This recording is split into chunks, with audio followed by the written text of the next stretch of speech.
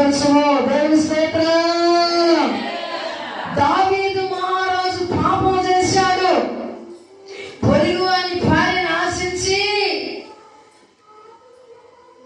ఆమెను గృహానికి తెప్పించుకొని ఆమెతో పాపం చేశాడు. తన భర్తను చంపేపించాడు. బాగా వినాలి. అంటే అక్కడ ఆత్మీయంగా కొన్ని చెడ్డ క్రియలు హృదయంలోకి వచ్చినాయి కాబట్టే ఆత్మీయతలో సచ్చాడు, పాపం చేయగలిగాడు. దేవుని స్తోత్రం. ఇక కొన్ని మంచి క్రియలు దేవుడికి కనపడ్డాయి కాబట్టి నాతాను ప్రవక్తను దావీదు మహారాజు దగ్గర పంపించి చేసిన పాపం ఏంటో తెలియపరిచినప్పుడు దావీదు మహారాజు తన తప్పులు తెలుసుకొని ఎక్కడ ఆత్మీయంగా సచ్చాడో, ఏ క్రియ ద్వారా ఆత్మీయంగా సచ్చాడో గుర్తిరిగి ఈ 51వ కీర్తన రాశాడు. దేవా, నేను పాపిని, నా అతిక్రమాలు నాకు తెలిసే ఉన్నవి. ఎందుకంటే ఉన్న మంచి క్రియలు కూడా పోయినాయి అనుకో, పాపాన్ని ఒప్పుకోకుండా కనుక దర్జాగా దొరసానిలాగా తిరుగుతున్నాను అనుకో, ఉన్న మంచి కూడా రేపు ఎల్లుండో పోతాయి.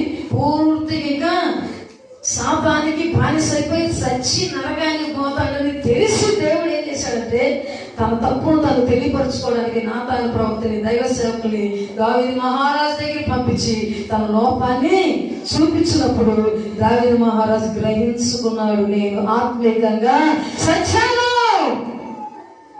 నేను ఆత్మీయంగా పడిపోయాను, నేను మృతుడునే, పైకి మాత్రం బ్రతికి ఉన్నాను, కానీ నా యొక్క క్రియలన్నీ దేవుడు చూశాడు. దేవుని స్తోత్రం.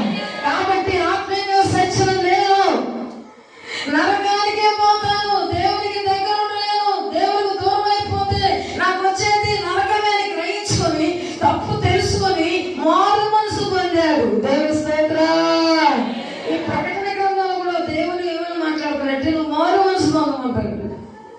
నువ్వు పాపి అని తెలుసుకున్నాక పాపములను ఒప్పుకొని విడిచిపెడితే మారు మనసు వస్తుంది, మంచి మనసు వస్తుంది. ఆ మంచి మనసు ఎప్పుడైతే వస్తుందో పరలోక రాజ్యం స్థానం నీకు వస్తుంది. దేవుని స్తోత్రం. ఆ మర్మాన్ని తెలుసుకున్న దావీదు మహారాజు ఏం చేస్తాడంటే దైవ సేవకుడి మాట దేవుడు వాక్కుగా భావించుకొని తను చేసిన తప్పును గుర్తు తెచ్చుకొని పశ్చాత్తాపడి కన్నీళ్లతో యేసయ్య దగ్గర ఒప్పుకుంటున్నాడు. తండ్రి, నా జన్మే పాపం, నా కర్మ పాపం, నాయనా నన్ను బాగుగా కడువు, ఈ సోపుతో కడువు, హిమము కంటే తెల్లనిగా మార్చయ్యా, నీ రక్షణ